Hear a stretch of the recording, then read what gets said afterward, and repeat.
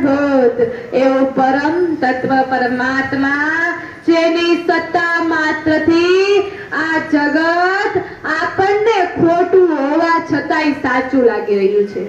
ખરેખર આ જગત ખોટું છે, પણ એને બનાવનાર એ પરમ તત્વ પરમાત્મા સત્ય છે ને, માટે આ જગત આપણને સાચું લાગી રહ્યું છે. આપણે દરેક વ્યક્તિની કિંમત એના પહેરનારા ઉપર રાખીએ છીએ.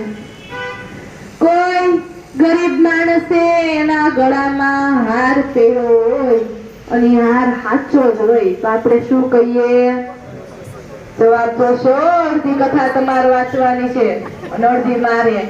બોલો, હાલો ઝડપથી, જોરથી અવાજ. હાર ખોટો છે, પણ એ જ હાર કોઈ અમીર માણસે એના ગળામાં પહેર્યો હોય અને ખરેખર ખોટો હોય તો આપણે શું કહીએ? સાચો છે. આવી જ રીતે આ જગત ખોટું છે, પણ એને બનાવનાર એ પરમ તત્વ પરમાત્મા